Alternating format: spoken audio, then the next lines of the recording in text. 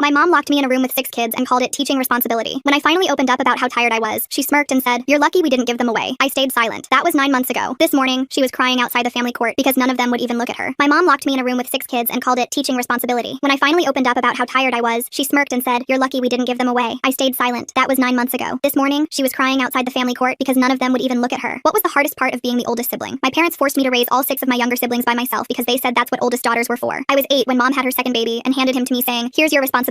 By the time I was 13, there were 6 more kids after me, each one becoming mine the moment they came home from the hospital. My parents moved all the babies into my room and told everyone they just had one very mature daughter. I thought this was normal. Mom always said oldest daughters in good families raised the younger kids so parents could focus on important things. I believed her because what else did I know? This was my job, my purpose, what I was born to do. The expectation came with a warning that haunted me every day. "If you ever complain or tell anyone you need help," Mom said, holding baby Oliver, "social services will take all these kids away. They'll split you up, put you in different homes. You'll never see each other again. Is that what you want?" I was 9 years old and the thought of losing them made me sob. She smiled and handed Oliver to me. "That's what I thought. You're their only chance at staying together." I handled everything while my parents lived like a carefree couple. Midnight feedings, potty training, homework help, doctor visits. They'd walk past crying babies like they were invisible. At restaurants, they'd get a table for 2 while I managed 6 kids at a separate table. When strangers asked if I was the babysitter, I'd smile and nod because the truth might mean losing everything. My parents had given me 6 hostages disguised as siblings, but each one of them had carved out a piece of my heart. Leo, the baby, only slept if I rubbed his back in exactly the right way. The twins, Luna and Ruby, had their own language but always translated for me. Oliver at 10 still crawled into my bed during thunderstorms. Ethan drew me pictures every day that said, "I love you, Mama," in crayon. Little Ivy called me her best friend. I was drowning and desperate but could never ask for help because I was so afraid they'd be taken from me. I was the only parent they knew, and they were all safe and okay. I couldn't risk ruining that. The school counselor noticed my exhaustion and offered to connect me with resources. I almost broke down and told her everything, but then I imagined Luna crying in some foster home, wondering why I let them take her away. So I smiled and said I just needed more sleep. By 13, I was a ghost of myself. I'd wake at 5 a.m. to pack lunches, braid hair, find matching socks for 6 kids. I'd missed so much school that letters came home, but I forged Mom's signature and prayed no one would call. Sometimes I'd fall asleep sitting up, still holding Leo. The truancy officer finally came to investigate. My parents acted shocked I'd been missing school. "We had no idea," Mom said sweetly. She shot me a look that said everything. One word, and they're gone forever. So I took the blame, said I'd been skipping, and accepted the consequences. Then my parents planned a week-long cruise, leaving me with 6 kids and $50. 3 days in, Luna fell off the playground and split her chin open. At the hospital, I held her while she sobbed into my neck, her blood soaking my shirt, her tiny hands gripping me like I was the only safe thing in the world. They wouldn't treat her without a parent. I sat there for 3 hours, my baby sister bleeding and crying, while I tried to forge signatures that might save her. I finally broke and called my grandmother. When she arrived and saw me covered in Luna's blood, trying to comfort 5 other terrified siblings while nurses debated calling social services, her face changed. She got Luna treated, then loaded us all into her van. "Please don't let them take us away from each other," I begged her. "I know I'm not doing good enough, but they're all I have and I'm all they have, and if you tell anyone, they'll split us up." I was sobbing so hard I could barely breathe. Grandma pulled over and held me while I fell apart. "Oh, sweetheart," she said. "What have they done to you?" For the first time in 5 years, an adult saw what was happening, and I was terrified of what would come next. My parents came home to an empty house and called the police. At Grandma's house, they spun their story perfectly. "Our daughter won't let us parent," Mom cried. "She threatens the little ones, tells them we'll abandon them if they come to us for anything. We've tried to help, but she's created this sick situation where they're all trauma bonded to her." The social worker separated us for questioning. I could hear Leo screaming for me through the walls, and every cry felt like my heart being ripped out. This was it, the moment Mom had warned me about. They were going to take my babies away. "She's poisoned them against us," Dad said. "We're concerned she might hurt them or herself if we forcibly separate them. That's why we've been careful, trying to gradually reestablish normal boundaries." I could see my grandmother start to wonder if they were telling the truth. The social worker looked troubled. She asked my siblings who took care of them, and even Oliver just said "Mama" and pointed at me. I saw her writing severe attachment disorder in her notes. She started making calls about emergency placement. We'd split up by morning, sent to different homes across the state. I was going to lose the only people that mattered to me, the only reason I had for living, all because I'd never been allowed to just be their sister like I should have been. Mom caught my eye and mouthed, "I warned you." The social worker's pen scratched across her clipboard while my world crumbled. Through the thin walls, Leo's screams grew more desperate. My arms ached to hold him, to tell him everything would be okay, even though I knew it wouldn't be. Grandma shifted in her chair beside me. Her hand found mine under the table and squeezed. The doubt I'd seen creeping into her eyes earlier seemed to waver as she watched my parents' performance. Mom dabbed at her eyes with a tissue, though no actual tears fell. She'd perfected this act over years of school conferences and doctor visits. Dad rubbed her shoulder and practiced sympathy while shooting me warning glances whenever the social worker looked away. The social worker, Ms. Chen, flipped through her notes. She'd separated us all for individual interviews. Standard protocol, she'd explained. Now we sat in Grandma's living room for what felt like a verdict on our lives. Oliver's voice drifted through the wall, high and scared. He was asking for me, not Mom or Dad, me, because I was the one who checked for monsters under his bed and knew exactly how he liked his sandwiches cut. Ms. Chen cleared her throat. She looked tired, like she'd seen too many broken families to count. Her eyes moved between my parents and me, calculating. Mom leaned forward, all maternal concern. She explained how worried they were about my mental state, how I'd threatened to harm myself if separated from the children, lies wrapped in just enough truth to sound believable. I opened my mouth to defend myself, but Dad cut me off with a story about finding me asleep standing up, still holding Leo at 3 a.m. He made it sound like negligence instead of exhaustion, made it seem like I was the danger instead of the solution to their abandonment. Grandma's grip on my hand tightened. She'd been quiet since my parents arrived, processing everything she'd witnessed. The blood on my shirt from Luna's injury had dried to rust-colored stains, evidence of how alone I'd been when it mattered most. Ms. Chen asked about the hospital incident. Mom's face crumbled into practiced devastation as she explained how I'd taken Luna without permission, forged signatures, refused to call them. She left out the part where they'd been unreachable on a cruise ship. The lies stacked up like blocks, each one building a case against me. I was unstable. I was controlling. I was creating unhealthy attachments. I was the problem that needed solving. Through it all, my siblings' voices filtered through the walls. Ruby asking when she could see me. Ethan crying because he wanted to show me his new drawing. Ivy's little voice insisting I was her best friend, not her sister. Ms. Chen wrote everything down. Her pen moved across the page in neat lines that would determine our futures. 7 lives hanging on her interpretation of a situation too twisted for any manual to cover. Dad launched into another story, This one about finding me teaching the twins that our parents didn't love them. Another lie with a grain of truth. I'd never said those words, but I'd held them while they cried after Mom walked past them like furniture. I'd explained that some people showed love differently, even when I didn't believe it myself. The front door opened and Ms. Chen's colleague entered with my siblings trailing behind. Leo lunged for me the second he saw me, his little body shaking with relief. I caught him and held tight, knowing this might be the last time. One by one they gravitated to me. Ivy climbed into my lap beside Leo. The twins pressed against my sides. Oliver stood behind me with his hands on my shoulders. Even Ethan, trying to be brave at 7, leaned against my knee. Mom made a soft sound of distress. Dad shook his head sadly, as if this proved their point about unhealthy attachment. But Grandma was watching something else entirely. She saw how I automatically checked Luna's bandage, how I shifted to accommodate all of them without thinking, how my body curved protectively around them like I'd done it 1,000 times before, because I had. Ms. Chen observed our cluster with professional interest. She made more notes while Mom explained how the children refused to accept appropriate boundaries, how they'd been conditioned to rely solely on me. Something doesn't add up about these parents' story. They're crying about their daughter not letting them parent while the social worker's literally watching all 6 kids cling to their sister like she's their whole world. Leo buried his face in my neck. His breath was warm and shaky against my skin. I rubbed his back in the specific pattern that helped him calm down, muscle memory taking over. Grandma suddenly spoke up. Her voice cut through Mom's monologue with quiet authority. She asked Ms. Chen if she could share some observations from the past few days. Mom's face tightened. This wasn't part of their plan. They'd expected Grandma to be confused, overwhelmed, easy to manipulate. They hadn't counted on her really seeing us. Grandma described finding me at the hospital, covered in Luna's blood but keeping 5 other children calm. She talked about watching me manage breakfast that morning, how each child got exactly what they needed without me asking. She mentioned the homework folders I'd organized, the permission slips I'd signed, the lunches I'd packed with notes in each one. Dad tried to interrupt, but Grandma kept going. She described the bedtime routine she'd witnessed, how I'd read 3 different stories to accommodate different age groups, checked on everyone twice, responded to every call for water or monsters or just reassurance. Mom's mask slipped for just a second. Raw annoyance flashed across her face before she caught herself, but Grandma saw it. And more importantly, Ms. Chen saw it. The social worker asked to speak with Grandma privately. They stepped into the kitchen, leaving us with my parents and the colleague. The silence stretched tight enough to snap. Mom stared at me with eyes that promised consequences. Dad's jaw worked like he was chewing words he couldn't say in front of witnesses. My siblings pressed closer, sensing the danger even if they didn't understand it. Minutes passed like hours. Leo fell asleep against my chest, exhausted from crying. The twins whispered to each other in their special language. Oliver's hands on my shoulders trembled slightly. When Grandma and Ms. Chen returned, something had shifted. The social worker looked at our huddle with different eyes. She saw past the attachment disorder to something else, something that made her pen pause over her clipboard. She announced that she needed to do a home visit to see where we'd been living, how we'd been managing. Mom's smile went rigid. Dad's hand clenched on his knee. They tried to refuse, citing privacy concerns and the late hour, but Ms. Chen insisted. It was protocol, she explained. She needed to see the children's living environment to make a proper assessment. Grandma offered to drive us all. Mom and Dad had no choice but to agree or look like they had something to hide. We loaded into vehicles, my siblings still clinging to me like lifelines. The drive to our house felt like heading to an execution. Every mile brought us closer to evidence I'd hidden for years. The single bed where all 7 of us slept, the lock on the outside of my door, the calendar where I tracked everything because I was too exhausted to remember. Mom chatted pleasantly with Ms. Chen during the drive, spinning stories about family game nights that never happened and vacations we'd never taken. Dad added supporting details with practiced ease, but Luna chose that moment to speak up from her car seat. Her small voice carried clearly in the confined space. She asked if we were going back to the room, just the room, not home, not our house, the room. Ms. Chen's eyes flicked to the rearview mirror. She asked Luna what room she meant, and my brave, injured little sister explained in her matter-of-fact way that we all stayed in one room, always, because that's where I was and I kept them safe. Mom laughed, high and false. She explained that the children liked having sleepovers in their big sister's room. Wasn't that sweet? Didn't all siblings do that? But Ruby, not to be outdone by her twin, added that we didn't have sleepovers. We lived there. All our clothes were there. Our toys, everything. Because Mama needed us close to take care of us. The car fell silent except for the sound of tires on asphalt. Mom's knuckles went white where she gripped her purse. Dad stared straight ahead like he could will us to disappear. We pulled into our driveway. The house looked normal from the outside. 2 stories, nice yard, suburban dream. No one would guess what happened inside. Ms. Chen asked to see the children's rooms, plural. Mom led the way, heels clicking on hardwood, explaining about recent renovations that hadn't happened and organizational systems that didn't exist. She opened doors to pristine bedrooms that belonged to no one, guest rooms with dusty surfaces and empty closets, spaces decorated for children who'd never slept there. Then we reached my room, our room. Mom's hand hesitated on the doorknob. Dad suggested maybe we could skip it since it was probably messy. Teenage girls, you know how they are. But Ms. Chen insisted. And when the door opened, the truth was laid bare. One twin bed pushed against the wall, a crib crammed in the corner, sleeping bags rolled up in the closet, a single dresser overflowing with clothes for 7 children in various sizes, the lock on the outside of the door that had kept us in during their dinner parties. Ms. Chen stepped inside slowly, taking in every detail. The homework station I'd created from a card table, the color-coded bins for each child's school supplies, the schedule taped to the wall tracking feeding times and diaper changes and permission slip deadlines. Mom started explaining rapidly. Something about me insisting on this arrangement, something about teenage rebellion and control issues, but her voice had gone shrill, desperate. Ms. Chen examined the lock on the door. She tested it, noting how it only worked from the outside. She asked why a teenager's door would need to lock from the outside. Dad mumbled about safety, about keeping the younger children from wandering at night. But Oliver, brave Oliver who still called me Mama when he was scared, spoke up. He explained how the lock kept us in when they had company, how I'd taught them to be quiet when we heard it click, how I'd made it a game, pretending we were hiding from dragons, so the little ones wouldn't cry and make them angry. The truth spilled out in pieces. Ethan showing his drawings, all addressed to Mama, all featuring 7 little figures and no adults. Ivy explaining how I fixed her OEs because the other grown-ups were too busy. Luna describing how I sang them to sleep every night while the house party music thumped through the walls. Missy Chen took pictures. She made notes. She asked careful questions that my siblings answered with innocent honesty. Each word another crack in my parents' facade. Mom tried one last manipulation. She pulled Ms. Chen aside and whispered about her concerns for my mental health, how I'd been showing signs of delusion, believing I was their mother, how they'd been trying to get me help but I refused. But Grandma had heard enough. She'd been silent through the house tour, watching everything with growing horror. Now she spoke up, her voice shaking with controlled fury. She asked my parents when they'd last fed their children, when they'd last helped with homework, or kissed a scraped knee, or read a bedtime story. She asked them to name their children's teachers, their favorite foods, their fears, silence. Dad tried to deflect, but Grandma wasn't done. She asked why a 13-year-old had permission slip forms in her backpack, why she knew the pediatrician's number by heart, why the only recent family photos were selfies I'd taken with my siblings. Mom's mask finally shattered completely. She snapped snapped that they'd given me everything. A roof over my head, food to eat, siblings to love. What more did I want? Love, I thought but didn't say. Parents, a childhood, the chance to be a sister instead of a mother. But those words stayed locked in my throat like they'd been trained to. Ms. Chen had seen enough. She announced that she needed to make some calls, consult with her supervisor. In the meantime, she strongly recommended the children return to Grandma's house for the night. Mom protested, but it wasn't a request. Ms. Chen's tone made that clear. She would be in touch tomorrow with next steps. There would be a formal investigation, home visits, interviews, court involvement if necessary. The word court made my stomach drop, but Grandma's hand found mine again, steady and sure. She'd seen the truth now. She understood what they'd done to me, to us. We gathered what we could carry. Favorite stuffed animals, Leo's special blanket, the twins' shared pillow. Mom and Dad watched from the doorway, their perfect parent performance finally over. As we loaded back into Grandma's van, Mom caught my arm. Her nails dug in just enough to hurt. She leaned close, her breath hot against my ear. She reminded me what happened to children in foster care, how they got split up, sent to different states, how some never saw each other again, how this was all my fault for not being grateful. But Grandma saw. She stepped between us, breaking Mom's grip. She told my mother that the only fault here was theirs, that what they'd done had a name, and that name was abuse. We drove away in silence. My siblings dozed around me, exhausted from the emotional upheaval. I stared out the window at passing streetlights, wondering what tomorrow would bring. The streetlights blurred past as Grandma navigated through familiar neighborhoods. I held Leo tighter, his small body radiating warmth against my chest. The twins had fallen asleep holding hands across my lap, and Oliver's head rested heavy on my shoulder. Only Ethan and Ivy remained awake, their eyes wide with confusion. Grandma's house appeared like a sanctuary in the darkness. We stumbled inside, exhausted children clinging to whatever part of me they could reach. I settled them in the guest room, maintaining our usual sleeping arrangement because anything else would have terrified them. Leo whimpered when I tried to put him down, his fingers tangled in my shirt. Ms. Chen just watched 7 kids' entire childhood unravel faster than a cheap sweater, and Mom's still trying to sell her the concerned parent act while standing next to a bedroom door that locks from the outside. Talk about reading the room wrong. The house phone rang just as I'd gotten everyone settled. Grandma answered in the kitchen, her voice carrying through the thin walls. Mom's shrill tone penetrated even from a distance, making accusations and demands. Grandma hung up mid-sentence. She appeared in the doorway, her face grim. She explained that my parents were already working on their next move. They'd called their lawyer friend, someone who owed Dad a favor from years back. The manipulation machine was already spinning. I tucked blankets around my siblings, my hands moving automatically through routines I'd perfected over years. Grandma watched from the doorway, her expression shifting between anger and sorrow. She whispered that she should have known, should have visited more often. I shook my head. My parents had been too good at their performance. Morning arrived too quickly. Ms. Chen called early, scheduling another meeting for that afternoon. She needed to interview each child separately, she explained. Standard procedure for cases involving multiple minors. My stomach churned at the thought of my siblings being questioned alone. Grandma made breakfast while I dressed the little ones. She'd bought clothes that actually fit them, something my parents had never bothered with. Ivy twirled in her new dress, delighted by the bright flowers printed across the fabric. Such a simple thing, but it made my chest tight with emotion. The doorbell rang just as we'd finished eating. My parents stood on the porch, dressed impeccably. Mom wore her church outfit, the one that made her look like a devoted mother. Dad had his arm around her shoulders and practiced solidarity. They'd brought a woman with them. She introduced herself as their family counselor, someone they'd been seeing to address the situation with me. Another lie, but one impossible to disprove. The counselor spoke softly about family dysfunction and enabling behaviors, using clinical terms that made me sound disturbed. Grandma refused to let them inside. The conversation happened on the porch, my siblings pressed against the windows watching. Mom noticed and waved, her smile bright and false. None of them waved back. The counselor handed Grandma a folder. Inside were printed emails, supposedly from teachers expressing concern about my possessive behavior with my siblings. Forged, I knew immediately. The dates were wrong, the language too formal, but doubt flickered across Grandma's face. My parents left with promises to return with their lawyer. The counselor patted my shoulder as she passed, whispering that help was available when I was ready to accept it. Her touch made my skin crawl. Inside, Grandma spread the papers across her kitchen table. She studied each one carefully while I tried to keep my siblings occupied. But Oliver had heard enough. He crept to my side and pressed a crumpled paper into my hand. His school journal, the one I'd helped him with last month. The entry was about family. He'd drawn our house with stick figures. 7 small ones clustered in a single room, 2 larger ones standing far away. His teacher's comment in red pen. Oliver seems confused about family roles. Please discuss at conference. Grandma read it and her jaw tightened. She asked Oliver who had attended his parent-teacher conference. He pointed at me, explaining how I'd had to pretend to be the babysitter because parents were supposed to come, not sisters. She began making calls. Her church friends, other grandmothers who'd raised concerns about never seeing my siblings. Pieces of a puzzle my parents hadn't realized existed. Mrs. Patterson from down the street remembered seeing me walking 6 kids to the bus stop every morning while my parents' cars sat in the driveway. Ms. Chen arrived promptly at 2. She'd brought a colleague, someone who specialized in cases involving multiple children. They set up in different rooms, preparing to interview each child separately. My chest tightened as I realized I couldn't protect them from questions I couldn't hear. Leo went first, carried by Ms. Chen's colleague because he refused to walk away from me. His screams echoed through the house for 20 minutes before they gave up and brought him back. He burrowed into my arms, trembling. The twins went together, insisting they couldn't be separated. Through the closed door, I heard Ruby's clear voice explaining their daily routine. How I braided their hair each morning because Mom said it wasn't her job. How I knew which twin liked peanut butter and which preferred jelly. Oliver surprised me. He walked into the room with his shoulders squared, my brave boy trying to protect us all. He emerged 30 minutes later with red eyes but determination on his face. He whispered that he'd told them everything about the lock on the door. Ethan brought his drawings. I watched him carry a whole stack into the interview room. When he came out, Ms. Chen's colleague followed, holding one particular picture. It showed a figure labeled Mama, surrounded by smaller figures, while 2 adult shapes stood outside a thick black border. Ivy went last, clutching the doll Grandma had given her that morning. She chattered nervously as Ms. Chen led her away. Through the door, her voice carried clearly as she explained how I fixed her OEs and read her stories and checked for monsters because the other grown-ups were always too busy. While they interviewed my siblings, Ms. Chen questioned me in the kitchen. She asked about daily routines, medical care, educational decisions. I answered honestly, too exhausted to maintain any pretense. She took notes as I explained about forging permission slips and parent signatures, about missing school for pediatrician appointments, about stretching $50 to feed 7 kids for a week. She asked why I'd never told anyone. The question hung heavy between us. How could I explain years of psychological conditioning, the constant threat of separation, the way Mom had made me believe I was the only thing standing between my siblings and disaster? I tried anyway. I told her about the warnings that started when Oliver was born, the stories about foster care that gave me nightmares, the time Mom had driven us past a group home and described in detail how my siblings would suffer there because of my selfishness. Ms. Chen's expression shifted. She asked if I'd ever been allowed to have friends over, if I'd attended school events or activities, if I'd had any life outside caring for my siblings. The answer to everything was no. The interviews concluded as evening approached. Ms. Chen and her colleague conferred quietly while I made dinner with Grandma's help. My siblings clung closer than usual, unsettled by the questions and separation. Leo hadn't let go of me since his interview attempt. Ms. Chen explained their preliminary findings. The children showed clear signs of parentification and role confusion. My siblings genuinely believed I was their primary caregiver. They showed minimal attachment to our parents and significant anxiety when separated from me. She scheduled a formal assessment for the next day. A child psychologist would evaluate our family dynamics. In the meantime, she strongly recommended the children remain in Grandma's care. She gave my parents this news over the phone, and I could hear Mom's explosion from across the room. That night, I barely slept. My siblings piled around me like usual, seeking comfort and familiarity, but my mind raced with possibilities. What if the psychologist agreed with my parents? What if they decided I was the problem? What if splitting us up really was the best solution? Morning brought new challenges. My parents arrived with their lawyer, a man who smiled too much and spoke in careful, measured tones. He presented documents about grandparent rights and custody arrangements, using legal terms designed to confuse and intimidate. But Grandma had made calls too. Her friend's daughter was a family law attorney who agreed to advise us pro bono. She arrived just as the meeting began, matching the other lawyer's smile with steel in her eyes. The psychologist arrived separately. Dr. Martinez was younger than I'd expected, with kind eyes and a gentle manner that immediately put Ivy at ease. She observed our morning routine without interfering, taking notes as I helped Oliver tie his shoes and braided the twins' hair. My parents performed beautifully. They greeted each child warmly, though Leo screamed when Dad reached for him. Mom explained it away as a phase, temporary confusion that would resolve once proper boundaries were established. She'd researched attachment disorders extensively overnight. Dr. Martinez conducted her evaluation through observation and play. She watched how my siblings naturally oriented toward me, how they sought my approval before answering questions, how they looked to me for comfort when confused or scared. She observed my parents too, how Mom's smile never reached her eyes when she looked at the younger children, how Dad checked his phone constantly, more interested in work emails than his children's activities, how neither of them knew which twin was which without checking the small birthmark on Luna's wrist. The lawyer tried to control the narrative. He presented my parents as victims of a disturbed teenager who'd inserted herself inappropriately into a parental role. He had printouts from online forums about sibling abuse, highlighting passages about older children who manipulated younger ones. But then Oliver did something unexpected. He walked to the table where the adults sat and placed his journal in front of Dr. Martinez. He'd written a new entry that morning, asking me to help him spell the words correctly. My sister takes care of us because nobody else does. She isn't mean. She loves us. Please don't take her away. Mom's mask slipped. She snapped at Oliver for lying, for being manipulated, for not understanding the situation. Her voice rose sharp enough to make Ivy cry. Oliver's journal entries keep appearing at exactly the right moments. First the drawing his teacher commented on, now this perfectly timed declaration. These kids seem remarkably organized for being so young, passing notes and keeping evidence like tiny detectives building a case against their own parents. Dad tried to calm her, but the damage was done. Dr. Martinez had seen the real woman behind the performance. The evaluation continued for hours. Dr. Martinez interviewed Grandma about her observations. Mrs. Patterson from down the street arrived unexpectedly, having heard about the situation from church friends. She testified about seeing me manage 6 children alone, about my parents' cars in the driveway while I walked everyone to school in the rain. My old teacher, Ms. Roberts, came too. She'd kept records of every forged signature, every missed parent conference where I'd shown up instead, every time she'd tried to contact my parents about my absences only to be told I was going through a phase. The evidence mounted like building blocks. Each person added another piece to the picture of neglect and abandonment my parents had carefully hidden. Mom grew increasingly agitated, her perfect mother facade cracking with each testimony. She finally exploded when the school counselor arrived with documentation of my declining grades and exhaustion. Mom accused everyone of conspiring against her, of trying to steal her children, of not understanding how difficult I'd made things. Dad tried damage control, but it was too late. Dr. Martinez had seen enough. She announced she needed to make her report to Ms. Chen immediately. The formal recommendation would take time, but her initial assessment was clear. The children had been subjected to severe parentification and emotional neglect. My parents' lawyer tried to argue, but even he seemed to realize the battle was shifting. He advised them to leave before more damage was done. Mom refused at first, making wild accusations about Grandma poisoning the children against her. But when Leo started crying and reaching for me, when the twins hid behind my legs, when even brave Oliver backed away from her approach, she finally stopped. The silence that followed was deafening. They left with threats of court battles and custody fights. The lawyer promised this wasn't over, that parents had rights, that one bad day didn't erase years of providing food and shelter. But his words rang hollow against the evidence of systematic neglect. That evening, Ms. Chen returned with official documents. Emergency custody was being transferred to Grandma temporarily. A full investigation would follow, but for now, we could stay together. The relief nearly knocked me off my feet. Grandma signed papers while I held my siblings close. They didn't understand the legal complexities, but they knew something important had happened. Ivy asked if we could stay forever. I couldn't answer through the tears. Ms. Chen explained the next steps. There would be court hearings, custody evaluations, mandatory family counseling. My parents would have supervised visitation rights initially. The process would be long and difficult, but the immediate danger had passed. She pulled me aside privately. She acknowledged what I'd done, the impossible situation I'd been forced into. She promised that keeping us together was the priority, that no one would punish me for protecting my siblings the only way I knew how. That night, Grandma tucked us all into beds she'd hastily assembled in her guest rooms. Real beds with clean sheets and enough space for everyone. Leo still insisted on sleeping next to me, but for the first time it felt like a choice rather than necessity. I lay awake listening to their peaceful breathing. Tomorrow would bring new challenges. My parents wouldn't give up easily. There would be court dates and evaluations and questions I didn't want to answer. But tonight, we were safe. We were together. And for the first time in 5 years, I had an adult who truly wanted to help. Grandma appeared in the doorway, checking on us one more time. She whispered that she'd hired a better lawyer, someone who specialized in cases like ours, someone who understood that family wasn't just about blood, but about who showed up when it mattered. The coming weeks would test us all. My parents would try every manipulation, every legal maneuver, every emotional weapon in their arsenal, but something had fundamentally shifted. The truth was out. The performance was over, and I was no longer alone in protecting the only family that mattered to me. The next morning brought chaos to Grandma's doorstep. My parents arrived with 2 lawyers this time, their expressions cold and calculated. Mom wore a conservative suit that made her look like a grieving mother. Dad carried a thick folder of documents. They'd filed emergency motions overnight. Their lawyers presented papers claiming I'd kidnapped my siblings, that Grandma was enabling a dangerous situation. They demanded immediate return of the children pending a full investigation. Grandma's lawyer reviewed the documents while I kept my siblings in the back room. Through the window, I watched Mom dab at dry eyes for the lawyer's benefit. Dad checked his watch repeatedly, annoyed at the inconvenience. Ms. Chen arrived within the hour, accompanied by her supervisor. They'd received the emergency filing and needed to assess the situation immediately. My stomach churned as they explained that such serious allegations required immediate action. The supervisor, a stern woman named Mrs. Thornton, insisted on interviewing me alone. Grandma's lawyer advised me to answer honestly but carefully. I sat across from her at the kitchen table, my hands trembling in my lap. She asked pointed questions questions about the night I'd called Grandma. Had I taken the children without permission? Technically yes, though my parents had left us alone. Had I refused to return them? Yes, because they'd abandoned us for a cruise. Each truthful answer sounded damning without context. Meanwhile, my parents' lawyers interviewed Grandma in the living room. I could hear Mom's voice rising occasionally, playing the victim perfectly. She'd learned new phrases overnight about parental alienation and emotional manipulation. Oliver crept into the kitchen despite instructions to stay back. He pressed against my side, and Mrs. Thornton watched our interaction carefully. When she asked him who took care of him, he pointed at me without hesitation. She wrote something in her notes that made my chest tighten. The twins escaped next, drawn by Oliver's absence. They climbed into my lap like they'd done 1,000 times before. Ruby explained to Mrs. Thornton that I braided their hair every morning because I was the only one who knew how. Luna added that I cut the crusts off their sandwiches just right. Mrs. Thornton observed how naturally they oriented to me, how I responded to their needs without thinking. She asked if they ever went to their parents for comfort. The twins looked confused by the question. Ruby finally said they tried once, but Mom said she was busy. By afternoon, all my siblings had found their way to the kitchen. Even Leo, who should have been napping, toddled in dragging his blanket. He climbed into my arms and fell asleep against my chest, his thumb in his mouth. Mrs. Thornton watched me juggle 6 children effortlessly. I helped Ethan with a splinter while holding Leo, mediated a dispute between the twins over a crayon, reminded Oliver about his inhaler, and fixed Ivy's twisted sock, all while answering questions. She asked about medical care. I rattled off vaccination schedules, allergies, medications, and the pediatrician's direct number from memory. When she asked my parents the same questions later, they couldn't name a single allergy or medication. The lawyers argued for hours. My parents' team insisted on immediate return, claiming every moment away constituted further psychological damage. Grandma's lawyer countered with documentation of neglect and abandonment. Dr. Martinez arrived for an emergency session. She'd been asked to provide immediate assessment given the serious allegations. My parents performed their routine again, but cracks showed. Mom snapped at Ivy for interrupting. Dad ignored Leo's outstretched arms, too focused on his phone. During a break, I overheard Mom whispering furiously to her lawyer. She wanted to know why this was taking so long, why they couldn't just take their property and leave. The lawyer reminded her to call them children, not property. Her mask had slipped enough that even he noticed. Mrs. Thornton pulled me aside privately. She acknowledged the unusual situation but said the allegations were serious. If my parents could prove kidnapping, I could face charges. The room spun at the thought of jail, of leaving my siblings completely unprotected. But then she added something else. She'd seen enough cases to recognize the truth. She advised me to stay calm, keep caring for my siblings normally, and trust the process. Her eyes held understanding that made me want to cry. Evening approached with no resolution. The lawyers agreed to reconvene tomorrow with a family court judge present. My parents left with threats about criminal charges and lawsuits. Mom's parting look promised retribution. That night, I barely slept again. Every sound made me think police were coming to arrest me. Leo woke repeatedly, sensing my distress. I held him close, memorizing his weight in my arms in case it was the last time. Morning brought a circus to Grandma's lawn. My parents had called extended family, painting themselves as victims of a teenage rebellion. Aunts and uncles I'd never met stood outside, demanding to see the children they'd never bothered to visit. Grandma refused to let them in. They shouted accusations about brainwashing and elder abuse. Someone called the police, claiming a hostage situation. 2 officers arrived, looking weary at the family drama. They interviewed everyone separately. By now, my siblings' story never wavered. I took care of them. I'd always taken care of them. The officers noted the lock on my bedroom door in the photos Ms. Chen had taken, the single bed for 7 children, the evidence of systematic neglect. The family court judge arrived at noon. Leo picking the worst possible times to need comfort shows perfect toddler timing. Nothing says, let's make this custody evaluation interesting, like a sleepy baby choosing the exact moment legal threats fly to demand cuddles from his sister mom. Judge Reeves was an older woman with sharp eyes that missed nothing. She commandeered Grandma's dining room as a makeshift courtroom, though she emphasized this was just a preliminary hearing. My parents presented their case first. Their lawyers painted a picture of concerned parents trying to retrieve children from a disturbed teenager's control. They had character witnesses, friends who'd never questioned why they never saw the children, who believed whatever story they'd been told. But then the evidence mounted against them. Ms. Chen presented her findings. Dr. Martinez explained parentification and role reversal. Mrs. Thornton, despite her initial skepticism, testified about observing me manage 6 children with more skill than most adults. The judge asked to speak with each child. My parents' lawyer objected, but she overruled him. One by one, my siblings told their truth. Oliver explained about the lock. The twins described sleeping on the floor. Ethan showed his drawings. Ivy talked about being hungry when I wasn't there to make food. Leo was last. At 2, he could barely testify, but his actions spoke volumes. When the judge asked him to go to his mommy, he toddled straight to me. When she clarified she meant his other mommy, he looked confused and pressed closer to me. My parents' lawyer tried damage control. He argued about biological rights, about temporary confusion, about the need for professional intervention to restore proper bonds, but the judge had seen enough. She issued a preliminary ruling. The children would remain with Grandma under emergency custody. My parents would have supervised visitation only, pending full psychological evaluations. Any criminal charges were dismissed as unfounded given the evidence of abandonment. Mom exploded. She screamed about her rights, about the injustice, about how we'd all regret this. Dad tried to calm her, but she turned on him too, blaming him for not controlling the situation better. Their perfect unity cracked in front of everyone. The extended family melted away, embarrassed by the scene. The friends who'd come as character witnesses left quietly. In the end, my parents stood alone on Grandma's lawn, their performance finally over with no audience left to appreciate it. But they weren't done. Over the following weeks, they tried every angle. They reported Grandma for elder abuse. They called CPS with anonymous tips about substance use. They filed complaints with the school board about truancy. Each investigation found the same thing. 7 children thriving in Grandma's care. Perfect attendance now that I didn't have to miss school. Grades improving. Leo speaking more words every day. The twins growing confident enough to play separately sometimes. The supervised visits were disasters. Mom spent the entire time trying to interrogate the children about what they'd told the judge. Dad sat in the corner on his phone, occasionally looking up to complain about missing work. The supervisor ended several visits early due to inappropriate behavior. They tried manipulation through gifts. Expensive toys appeared at visits. Bribes for affection. But Oliver pushed away the remote control car, saying he'd rather have someone read to him. The twins ignored the fancy dolls, asking instead why Mom never braided their hair. Their lawyer advised them to show genuine change. They enrolled in parenting classes but attended sporadically. They started therapy but fired 3 therapists who suggested they might be at fault. They couldn't fake accountability because they genuinely believed they'd done nothing wrong. Meanwhile, life at Grandma's house settled into new rhythms. I still woke early from habit, but now Grandma helped with breakfast. My siblings still came to me for comfort, but they began to trust Grandma too. Leo even napped in her arms sometimes. School became possible again. I joined study groups, made a friend, even attended a school dance. My siblings thrived with consistent care and actual parenting. Oliver's anxiety decreased. The twins developed individual personalities. Ethan's drawings showed happy figures now. The final custody hearing arrived 6 months later. My parents entered with new lawyers, their 4th set. They'd crafted a new narrative about temporary mental health struggles, about being overwhelmed about wanting to repair their family. But the evidence was overwhelming. 6 months of failed supervised visits, multiple professionals testifying about the damage done. My siblings' clear preference documented extensively. Even their new lawyers seemed to know they were fighting a losing battle. I testified last. The judge asked me directly what I wanted. For the first time in 6 years, I spoke my truth in front of my parents without fear. I explained the exhaustion, the isolation, the constant terror of separation. I described raising 6 children while being a child myself. Mom tried to interrupt, to correct my lies, but the judge silenced her. I continued, explaining how I loved my siblings but wanted to be their sister, not their mother. How they deserved real parents, not owners who saw them as burdens. The judge's ruling was swift and decisive. Full custody to grandma. My parents' rights reduced to supervised visits every other week, contingent on completing therapy and parenting classes. The parentification was noted as severe emotional abuse in official records. My parents left without a word to any of us. Their performance had no finale, no dramatic exit. They simply walked out, already discussing an appeal with their lawyers. But everyone knew it was over. They'd lost their audience permanently. That night, we celebrated quietly. Grandma made a special dinner. My siblings drew pictures and sang songs. Leo took his first independent steps across the living room, finally confident enough to let go. We cheered like he'd won an Olympic medal. Months passed. My parents' visits became less frequent. They'd cancel for work trips or social events. Eventually, they moved 2 states away for a fresh start, their visits dropping to monthly, then holidays only, then hardly at all. I started therapy to process 6 years of trauma. My siblings attended play therapy to learn healthy attachments. Grandma took parenting classes voluntarily, determined to give us everything we'd missed. We weren't perfect, but we were healing. On my 15th birthday, Grandma threw me a real party. Friends from school came, we played silly games and ate too much cake. My siblings made me cards with drawings and misspelled words that meant everything. For the first time, I felt like a teenager. The adoption finalization came through on a rainy Tuesday. Grandma officially became our legal guardian permanently. My parents hadn't contested it, too busy with their new lives to fight anymore. We stood in the judge's chambers, all 7 of us plus Grandma, becoming a legal family. That evening, I tucked my siblings into their own beds in their own rooms. They still sometimes climbed in with me during storms, but by choice now, not necessity. I kissed each forehead, said goodnight, and walked to my own room. My room, with posters on the walls and homework on my desk, with a door that locked from the inside if I wanted privacy, with space for just me, because I was 15, and that's what 15-year-olds deserved. Grandma appeared in my doorway for our new nightly ritual. She asked if everyone was settled, if I needed anything, if I was okay. Such simple questions, but they meant everything. Someone else was checking, caring, parenting. I pulled out my journal, a gift from my therapist. Inside, I wrote about normal teenage things, school drama, crush updates, weekend plans. The entries were boring and beautiful, exactly what they should be. My siblings were safe, loved, and thriving. And finally, so was I. Thanks for sticking with me while I tried to make sense of all this. Definitely one of those stories that leaves you thinking. Like the video, it helps more than you think. See you in the next one.